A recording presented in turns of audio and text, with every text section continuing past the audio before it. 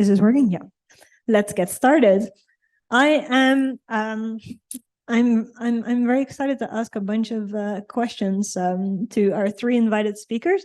How we're going to do this is, so some of you have also submitted some questions that we've looked at. I'm going to start by asking some questions, and then at the end of the panel, there's also some opportunity for you to ask questions directly. Now, the question that I wanted to start with is a question that is actually questioning the very existence of this workshop. And it is, in an era where we have so much data and where we really seem to go, or at least some people really seem to go scaling all the way, do we still need generalization?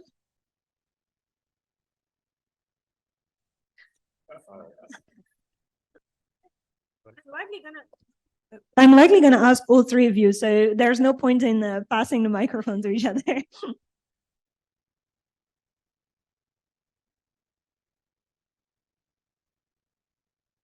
Yeah.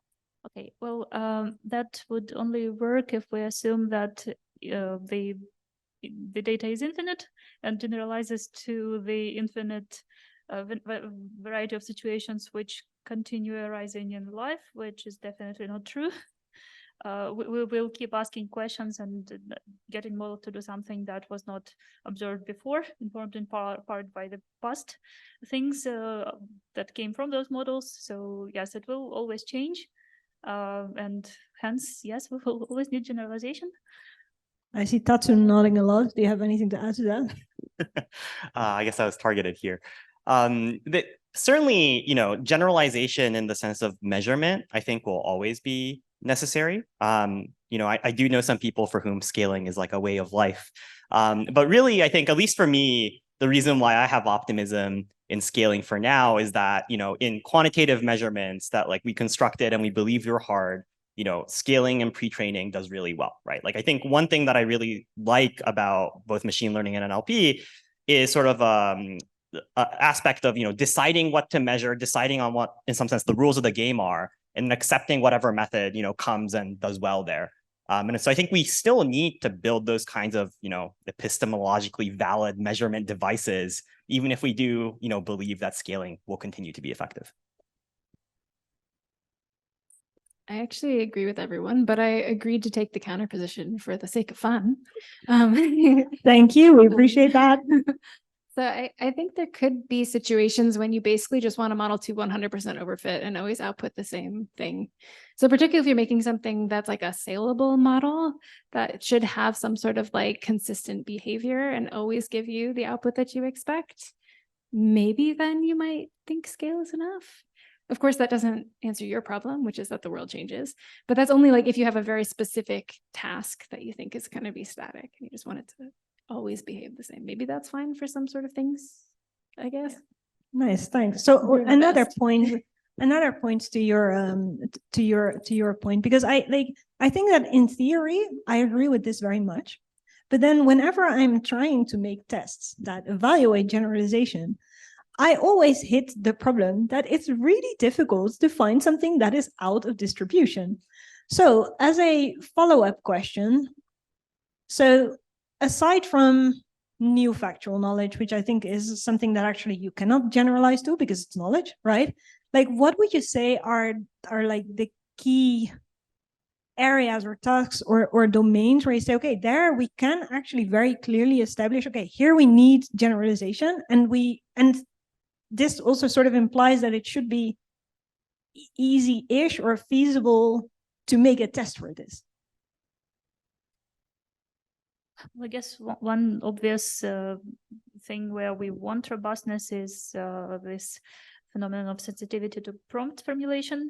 We don't want that, and we can measure that. There was a proposal for that in this workshop. There are other things that we know that we don't want, let's say the model is breaking if you have this particular static construction in the input, or if something that should not break a human speaker. So this we can try to define, or can at least try to list, then start measuring that, and then start providing our users guarantees that, okay, in these and these and this case, it will actually work. Whenever I hear people talk about this, I also agree with that, but whenever I hear people talk about this question of like, how do we come up with a test that is like hard for humans to imagine or something, I'm always kind of reminded of the task of writing science fiction. So the whole idea of writing science fiction is that you, like, let's say writing about aliens or something, you want to get this feeling that they're unfamiliar, but like they need to be familiar enough that you can project some of your human understanding onto them. Otherwise the story won't be compelling. You know, you won't care about the alien if it doesn't feel at all like a person, then it'll just be completely like disconnected from you. So I think we kind of have the similar problem with generalization. We can really only test the kinds of generalization that we can imagine. I mean, people are trying to do other kinds of ways or arguing that models are doing generalization in a completely alien way. I mean, I'm interested in the cognitive science aspects more, so that's not so interesting to me. But I think like for generalization, we come up with these ideas like coherence or robustness or something like that. Those are things that we know we want the models to do. And so those are the things we probably should focus on. I don't know. Yeah, I guess one easy area is, settings where you have adversaries, like security type settings. You really need, basically coverage over the whole domain under some like threat model. Adversarial attacks, in Vision are really the classic setting in which, you might, we've made very little progress. Generalization is hard. There's a very, important question there of like, is this generalization what we care about? Like, is the threat model valid? But security is certainly one setting where generalization and robustness is always needed. The other setting where I think this is pretty important is settings where you have kind of like long tail risks. In language models that output text, it's kind of hard to imagine like one output being catastrophic. But once you hook it up to like tools and so on, you might start to have leverage. And that leverage kind of means that like even low probability events become really important. And now you're back in sort of semi-adversarial settings. So all those, I think, require a kind of generalization uniformly within a domain that's pretty different from the way we think about like average case performance. Yeah, this is actually relates to a question you proposed for the panel, which is what kind of generalization do we want? I think that this was probably part of your answer. I'm curious if you have anything to add to that, given this specific question, and also what Anna and Adina think about this. Yeah, I'm very curious to hear what you two think. I've struggled with this a lot, actually. In sort of the robust learning sort of community, you sort of take the stance of like, yeah, if your model can't generalize everywhere robustly, it is like morally bankrupt and it is like no good at all, right? From a perspective of like understanding, there's all these beautiful papers like, oh, models like generalize in this wrong way, and thus it is like not human-like at all. It's completely broken, right? I think that's a little too stringent to say like you need uniform generalization, like completely good performance everywhere. That seems too strong. At the same time, like with these long tail risk type things, you are asking for that kind of thing. So I struggle to balance those two. I don't quite know what the answer I have is, other than to think about like risk weighted average loss type stuff. I agree, actually. Yeah, to me, I'm almost afraid to say the word safety because of all the baggage that recently comes with it. But to me, safety in deployed systems is primarily about being able to guarantee your user that they will get what you say they will get. And we just bought into this promise of general purpose systems which are supposed to do everything, and that somehow absolves us of the need to say what exactly they're supposed to do and to provide guarantees that they will do that thing. And maybe we could take a step back, at least with the specialized chatbots and stuff like that, and say, okay, I guarantee that they will answer the questions about this supermarket correctly. Maybe let's start with that and provide guarantees about that. Can you elaborate a little bit on why, like, how that relates specifically to generalization? Because that doesn't necessarily, I don't know, is it because you need to guarantee that it does this out of distribution? You need to guarantee that it does so robustly, without prompt sensitivity, without things that people might say and you didn't foresee, but which might reasonably happen. Yeah, I'm not sure I remember the question. I'm sorry. But I actually didn't want to I didn't want to ask this question before giving you the chance to comment on this too, but I have a question that is a little bit related to this specifically for you. So I know that you've worked a lot in fairness also, and I'm very curious. So when we built this generalization taxonomy, we actually put fairness as one of the motivations that one can study generalization, that you don't want that a particular model doesn't generalize to particular populations, or maybe we saw a paper about dialects today. I'm wondering if you have something to say about that, and also like if that is really like if it's possible to solve these kind of things with better generalization, or that this is really something that just needs to be solved by adding more data on a particular dimension. New question. Okay. Yeah. So I think people often use that term a bit squishy, generalized to a new dialect, say, or language variety. You obviously can't do that with no input data. Yeah, That's exactly. impossible. So there needs to be some there. I think the fairness motivation is a good one.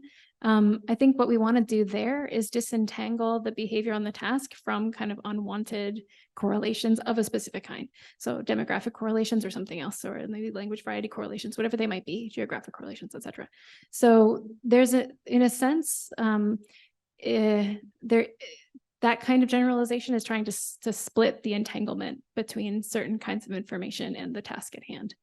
But is it really true that you always need to have seen this data? So, I mean, obviously it's difficult for me to really imagine, but if I think about, for instance, certain dialects of Dutch that I have not really interacted with at all, so I would not be able to generate them. But if you ask me, is this sentence positive or negative? Is this toxic or whatever? Like, I will be able to say that because I can still extrapolate from my knowledge of Dutch and like infer some statements about that.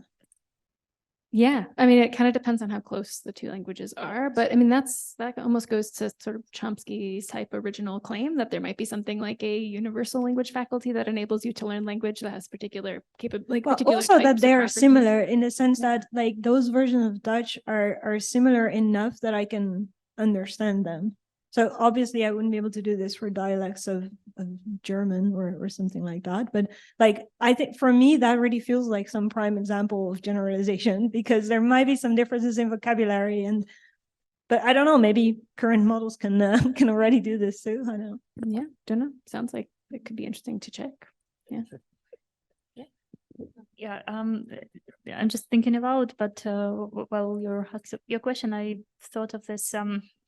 Okay, the only machine learning product that I'm aware of, feel free to tell me if there's more, which provides guarantees to its users that I know of, is this Roomba robot. And not everyone, but J7 plus model. I remember it caught my eye because like the company before Amazon bought it actually went on and promised that okay, now it has the camera and it's been trained to avoid pet poop. Which sounds like a useful which must have happened in the past. But point is, the company actually went out and put out a press release, and they said, okay, if our robot fails to do that, we will replace the robot. They didn't mention if they will send a cleaner, but point is, okay, if the company has strong enough faith in its classifier to do that, it must mean that they have invested enough development into that detector, and they are confident enough that it will do the job. I wouldn't have wanted the job of the developer, but okay, they've done it. So maybe this is the test of generalization. If somebody who has like a stake in the affair is willing to put money on the money, reputation, whatever, right?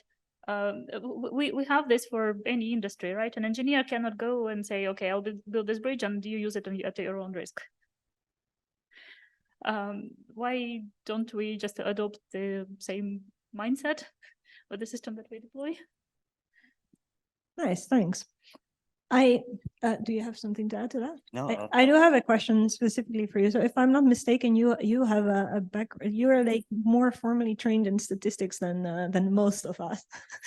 And this is something where I myself actually often feel like a little bit inadequate, even when looking at generalization tests. And I wonder if you can comment on like existing generalization tests. Like, do you think that they like that statistically speaking it makes sense what we're doing?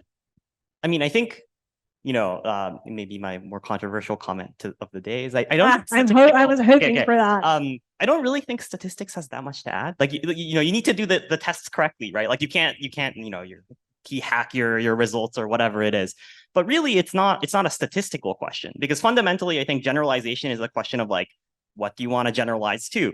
And how do you measure the thing that you're generalizing to? And these are like very like almost subjective questions. Maybe that's my other controversial comment. Like, I think the question of generalization is ultimately like almost a subjective one. Like, we like to think that there's this like gold standard like notion of generalization that we should all aspire to. But I think each of us cares about a different kind of generalization. Like, maybe I care about generalization to different user inputs. Maybe you care about cognitively plausible, extrapolations. Those are all very different things. And I don't think statistics has anything to tell us about, like, what is the right kind of generalization? I think that's the core question. But so if I'm getting you right, you're saying there is not one right kind of generalization, because everyone may care about something different. But I mean, how on earth do we go about that? Well, yeah. So I think there is like some sort of like, abstract, idealized, perfect system that like generalizes everywhere within a domain, almost as good as a human or even better than a human under some like utility measure. But realistically speaking, I think when we go and like construct evaluations and we like optimize systems, we're doing them for very different reasons. I think like, NLP is a big community with many different people of different backgrounds. And I think we have very different motivations when we say generalization. And I think acknowledging that's pretty important, because otherwise we can't communicate very cleanly. Yeah, absolutely agree with this. This is also actually one of the things that when we were building this taxonomy, we the one axis that we included was also the motivation. Why are you studying generalization? Because we also observed that very often there is a mismatch in what people are claiming. I don't know, there's some nice story in the introduction, but then when you look at the test, it's like, oh, but is it actually like, how does that line up? And I think indeed it's very important to be explicit about that, especially since if a model produces something that is not in its training data, I guess it's always generalizing, right? It may not be generalizing to the thing that you want it to, but it is generalizing. Yeah, thanks. Yeah, I think we've touched on the Wittgenstein language game here a little bit. What do we want the word to mean? What do we want this? And that's always a kind of a crazy, takes you down crazy paths, best had with beer. Like, is a hot dog a sandwich? I don't know, that sort of thing. Yeah, I mean, to me, I don't know. I've been thinking a lot about the linguistic questions about generalization that are kind of drive me, and I know a lot of other folks in this room too, which is like, often there's this assumption of an abstract thing that has some sort of structure, and it'll generate something that's like much lower dimension, or something that's like a string perhaps, or an output. And so just memorizing the way that string is put together and isn't the kind of generalization that is the same as something that's generated by like an interesting grammar with a particular type of complexity and all this sort of stuff. So yeah, to me, the kind of generalizations that just like, let's put these tokens together into a new order in a string that sounds like English is not quite enough. To me, I also care that the structure that created it is the right kind of structure. And that's the sort of thing that we haven't really been able to test super well. Somebody, I don't know, someone in here, we were talking about probing as a way to do that, maybe. So you could probe to try to figure out if the representations are also of the right type. So you would need to have the output and the actual representation be of the right kind. And then that would be some kind of like stronger version of what it means to be generalizing. But unfortunately, I don't know if probing is super working. I don't know. Maybe we all disagree, but we need something. I think we need something better than that too. I have a follow-up question to that, actually, which also relates to something you said earlier, though it's also something that I wanted to ask Anna this morning. So I came across an interesting article a few days ago by Chas Firestone that was, have you read that article? It's titled something like Competence and Performance Humans versus Machines. And the point that it makes is that when we're comparing abilities between humans and machines, or humans and other species, we don't use exactly the same tests. So for instance, if I want to understand if a pigeon understands the context-free language, I'm not going to ask him. I'm going to set up some tests, probably involving food, to understand like if they understand that. And the point of that article was that also machines are like it wasn't specifically about LLMs, it was a 2020 article, but like, yeah, AI has different kind of constraints in terms of hardware, in terms of time and stuff like that. So you should think about that when you evaluate them, and that just like positive examples, which I think we're very focused on, positive examples, maybe they're a bunch of heuristics, so they're not really indicative that they have the same competence. You were saying that also negative examples may not be indicative that they have not. And this stuck with me a bit because honestly, I hadn't really thought about it that way. So I'm wondering, because we do hear this argument a lot, right? For instance, sensitivity to prompts, and obviously from a practical perspective, that is very important. But from a theoretical perspective, like how should we take this idea to have better evaluations of generalization? And does it matter whether that's on the competence or the performance side? I mean, I have an opinion. You might not agree, but I like it to both only generalize to things that we expect it to and fail to generalize when we expect it to fail. So I take the strongest position. It needs to be 100% accuracy on the positives and 100% accuracy on the negatives. So I want it all. But you know, I also agree they're kind of like pigeons, and sometimes we don't present them with the data in a format that is maximally able to like elicit the behavior. I don't know how we're going to do this. I think we might, I've been thinking for a while about trying to create test sets that are tailored to a particular model and ones that are general as part of the same test. And so the way that I don't know how you could do it, but you could at least do it for length generalization, figure out what the average train length is, and create by a grammar test data sets that fit that length. You could also do it with vocab and other things. I mean, people have done various examples. I think like Najong Kim has some examples of this with different sorts of lexical stuff. But there might be some sort of procedures that you could do to create tests that are targeted for particular models that are more like the pigeon thing, that presumably test the same kind of underlying capability. But then you can't do the benchmark thing where you rank models according to their performance on the benchmark, because then it's all specific to models. So yeah, lots of trade-offs. Yeah, but I mean, we are ranking animals, for instance, in how well they are able to do context-free grammars or learn regular grammars or something like that. And obviously, we're not testing pigeons and monkeys in the same way. Yes, to add one point in which research on animal cognition and research in NLP are very different is this. Okay, so when an animal cognition researcher wants to say that, I don't know, turtles can count, they have to, like, their colleagues won't just buy it if they show them one successful example. They will have to run a gazillion of tests to show that it includes like smell or whatever else that the animal may be sensitive to, right? So they have to first consider everything else that might go wrong and to run all of these tests, and only then will other people buy it. We seem to be doing the opposite. Like whenever we have a successful example, we say, okay, the models have this ability, and this has been happening back since word2vec and those bird analogies. Like they're still in every textbook, right? Even though like a bunch of studies have found that this is an artifact of this data set.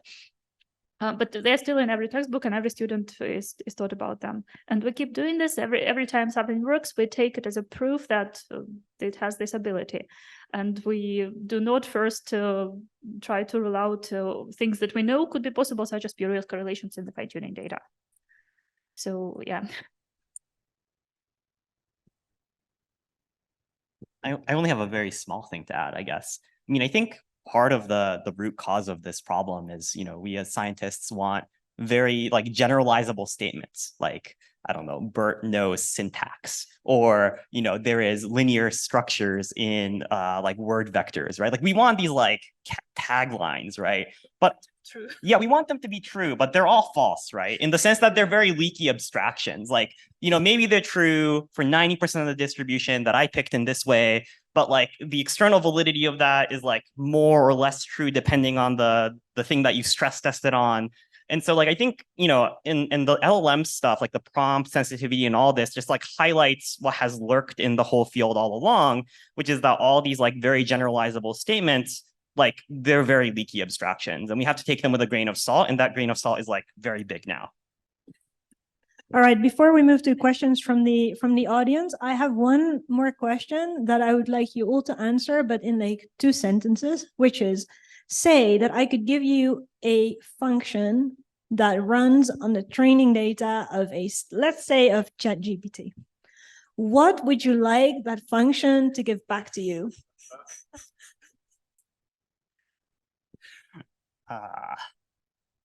Putting me on the spot. That's sort of like, I should have prepped you for that. There's so many things that you could do. Okay, you can say 3 things. 3 things. Is it like 1 bit that I get back out, or take some liberty in answering this question? I guess membership of a set of documents. I can't figure out which documents that I want to know right now, but I think there's a couple that I'm curious about. Another one might be like fraction of certain kinds of languages, including code that's included, like a histogram would be really nice. And then the third one would obviously be the benchmark stuff. All right, good. Anna, and like go wild, like it doesn't need to be feasible. It can also be like all syntactic structures that have Oh, Adina was going to say that.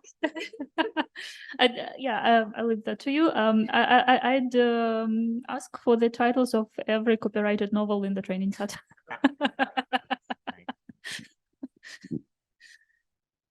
Yeah, mine was going to be all the syntactic structures. Like, give me the parse of every sentence. Yeah, and have it be right. That'd be good. Actually, okay. I would like to know. I would like to know the size of the private data set that was constructed out of the queries that we have all submitted to GPT-3. That's good. All right. I feel like some more answers may come up later, but I'm going to give the microphone to Christos. Thanks, everyone. Yeah, we have 5 minutes or so for questions. Right, thank you very much for the very interesting discussion. Yeah, of course, the topic is generalization, but it's also benchmarking. And nowadays we are at a stage where we no longer evaluate, or at least the big companies that make these large language models available, we don't just expect them to be good at syntax parsing or name entity recognition and so on, very well-defined linguistic stacks and so on, but basically we want them to solve very complex, high-level problems for the user. So these different co-pilots, Bing Chat, and all those kind of things, basically you can ask them to do whatever you want, and they're expected to answer. And they can be things like with medical information and so on, and it will become huge news the next day if someone asks something and they get some kind of answer that is maybe misleading. But other things can be, let's say, less risky, less sensitive to factuality and so on. Some of them, for example, could be like planning a trip, right? And the output, so if you ask these systems to make a very nice itinerary for you and include flights and hotels and so on, can be, first of all, very, very voluble. Like it could be basically what you expect from a travel agency. And there's so many components that come into that it's very difficult to evaluate it across many different dimensions. First of all, is completeness, factuality of every single piece of information, including restaurants, flights, whatever. How would you suggest we could evaluate these models when they're expected to generate such kind of, to solve basically such kind of very difficult, complex and compositional task for the users? I know that, okay, the golden standard right now is, okay, we have some very small data set by humans, but even that, how can you ask them, like different travel, you're basically asking them, what travel agent do you prefer? Right? So how would you suggest to start doing that? I don't think that's possible. You break it down and you evaluate all the different things. And this is also what we do, like when we write reviews. I hated this about this travel agent, right? We say what was good, what was not. Why do we want and why do we think that there should be one number for a very complex model, right?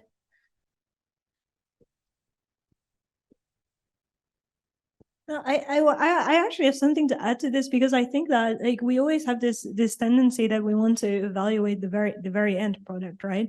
But the reason that we assume that humans will come to a particular conclusions, or humans can do things like travel agents, is also that we have some faith in like the cognitive abilities and the things that underpin that. So sometimes I'm really wondering, should we go more in that direction? Like, should we try to evaluate not the infinitely many tasks that we could evaluate, but the things that make models like that, and that would enable models to do that, and assume that if we are able to evaluate that, this at some point will imply that they can piece these things together. Of course, that's probably also something we should evaluate, but they can piece these things together to do something more complex. Because in that case, you go back from the infinite amount of things you could evaluate to a smaller set that together hopefully are indicative of that. Everyone wants the microphone. Oh, no, really? Okay, I guess I'm lucky. Yeah, based on what you just said, I'm kind of reminded of like good old-fashioned NLP. That was why we had co-rev. That was why we had parsing, because those are the things that we assumed you'd have to do first in order to whatever, plan a trip or something. My question on that one is like, maybe somebody wants a model to plan them a trip, but like we already have travel agents, and that decision is like replacing those people with this model, and those people already do it quite well. Maybe we could get a cheapy version with the model that's not, standardized to you and probably didn't check whether the train schedules changed or not. And maybe some people want to do it on the cheap and that might work, but I don't know. I think it's still fine to have people doing some of these things. I don't know. Also, this doesn't actually strike me as a low risk scenario. I guess I'll be the counter voice person here, right? Putting on my industry hat, which is not a very good hat. From what I understand, right? Like in social media, for example, I've talked to some people that were like high up in decision making in former Twitter, now X. And they're like, oh, actually, Twitter is a very complex product, but really, like we look at very few metrics, things like, did you open the app voluntarily without a push notification, right? So you have these like incredibly complex things, which, as academics, we break down and individually validate. But, if you're building a product, you've got like end-to-end A/B test metrics that like serve as like kind of a North Star for better or for worse. And I would guess that, there's kind of a product side to our field now, because there's very real things like ChatGPT that's affecting the world. And then there's also like the academic side. And I think it's important to like be mindful of like the separation between the two. Like on the product side, like really maybe you should be doing A/B tests or whatever the shareholders tell you. And then on the academic side, I think it is still important to think of like, itinerary generation as an interesting academic task with many different subcomponents and like compositional properties and so on. And then that leads to sort of the things that we were discussing, very different from A/B testing, which I think would be the answer that an industry person would be more lean towards. Right, maybe a very quick final question, if we have one. Oh.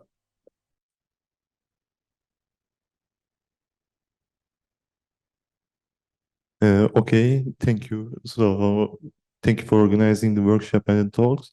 So my question is that how can we check the training data of humans? So like we need to check the models data sets to say that they generalize, but we do not have this capability for humans. So like we say that like based on this like huge cognitive science and linguistics literature that humans can generalize, but we are pre-trained on years and years of data. So that's my question. Thank you.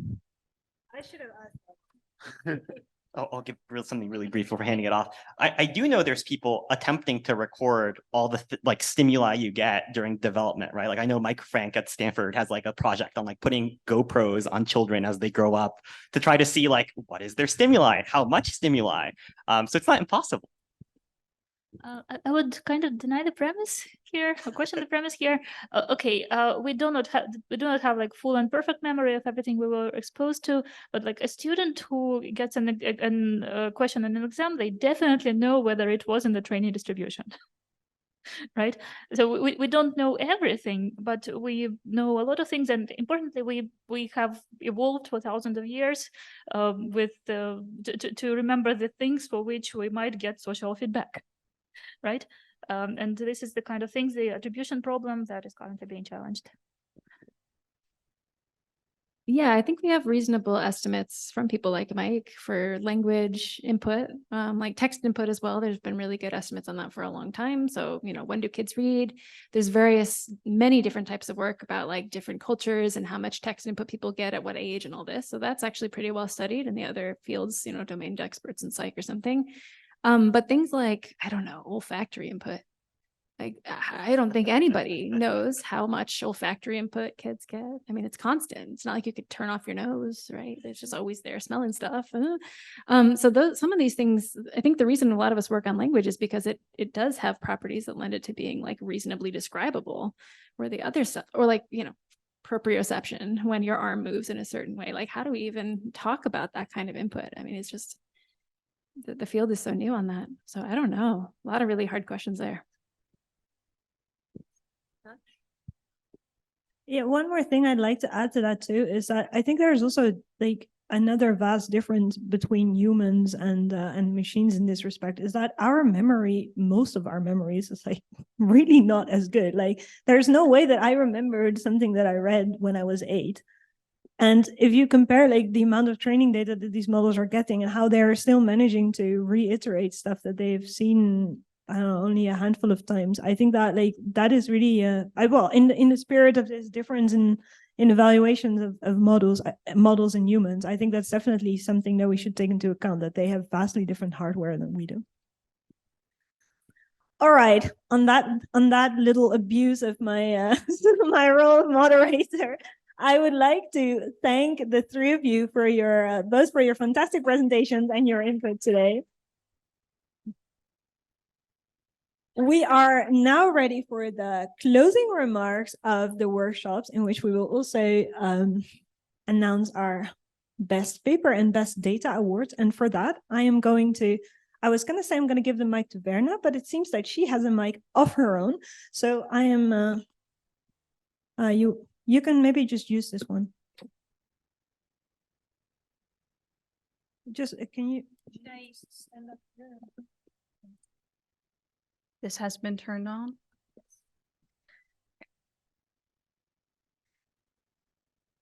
Well, it's been quite the day.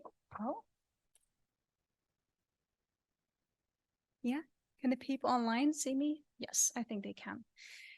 It's been quite the day. I don't know about you, but I've had a lot of fun and I've learned quite a lot. I think the panel, well, this is a bit of an awkward position. I think the panel was a great way to end the day, and I will just take a few more minutes. So today, I think we've had at most 160 people in this room at a time, and the numbers have fluctuated during the day, but I think we've had a great turnout overall. So thank you for being here, even though it's almost 6 p.m.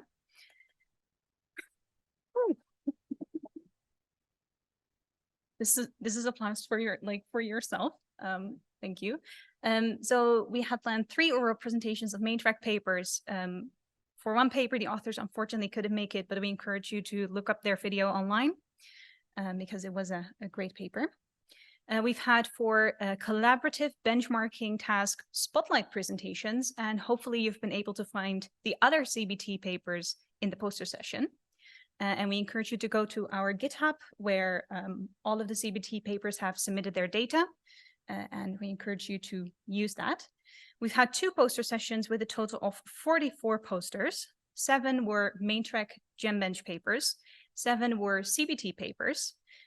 29 findings papers were in the end invited to present, and then we had 1 recipient of a travel award who presented a findings paper from ACL 2023.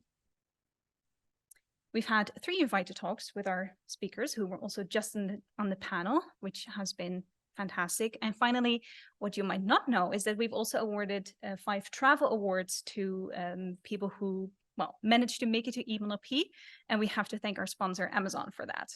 So that is really great. Indeed. And finally, we have wrapped up today with a panel on generalization evaluation. So then I'd like to move on to the Best Paper Awards. We've decided to award a Best Paper Award for the a long paper, for which we considered all long papers in the workshop, and a Best Data Award, for which we considered all CBT submissions, including papers that ended up being extended abstracts for the workshop. GenBench is about rethinking and discussing generalization evaluation. That is something that we have started here today, but we've also done this with our team at other events, and we hope to continue doing that with you in the future. One of our goals was creating innovative test sets, both reusing existing data in new ways, but also just generating new test sets where needed.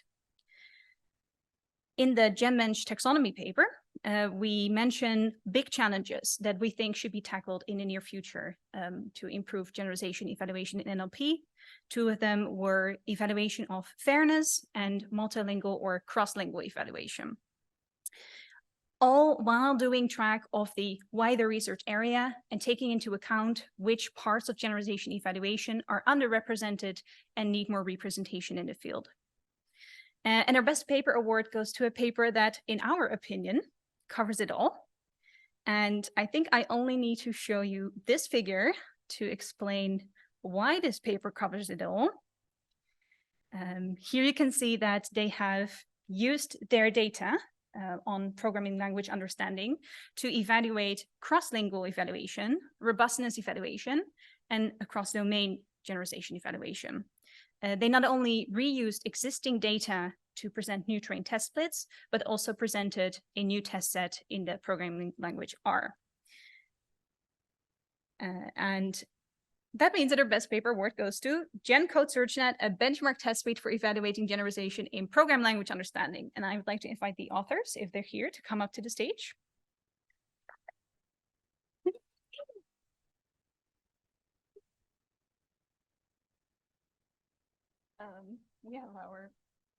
We have two awards. Our very official GenBench award. Here you go. Thank you. And then the official ACO award, or on behalf of like even of you. Very much. There we go. Thank you. And there's also a monetary reward associated with the award, which is on the paper. Thanks to Amazon. Yes. And next up is the Best Data Award, because not only is GenBench about all of the things I just mentioned, it's also about rethinking generalization in the era of LLMs. And our Best Data Award goes to a paper that tackles multilingual evaluation and generalization of LLMs in a creative way. And we encourage you to go find the data in the GenBenchmark after the workshop on GitHub. And this paper is Cross-Lingual Consistency of Factual Knowledge in Multilingual Language Models.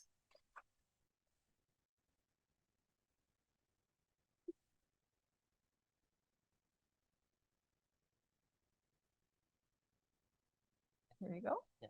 The unofficial award. And the official award. Thank you. Yeah.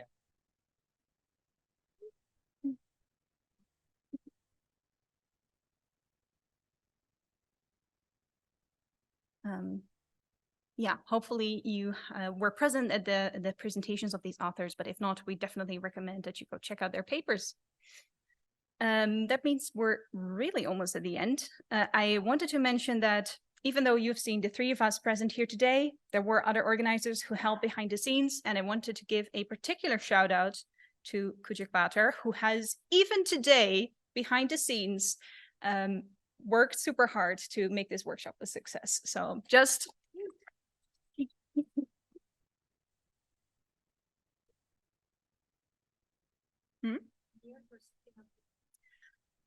Yes, yeah, of course. All the other organizers also did their part. In particular, Amir was working very hard on the collaborative benchmarking task.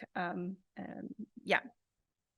Ryan on the proceedings. Everybody had their own task, but Huya, even today, without being here, went above and beyond. We're also happy to announce that GenBench will be renewed for a second edition. Woo! If you're at EvenOP in 2024, you will also find us there. The location is still to be determined, and we will be working there with a slightly different team, but we definitely know that we will rerun the collaborative benchmarking task. So you've seen some excellent examples of submissions today. Time to start thinking about your submission for next year. And that's it. See you next year. I hope you've had a great day.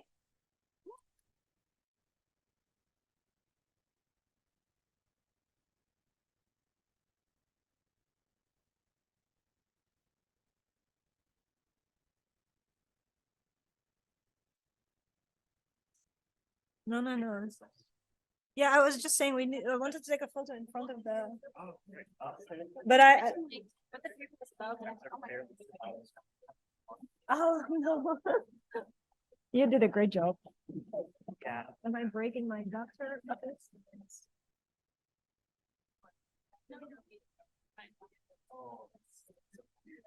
Well, I'll be back in California by the time I just and then I'll suffer again. So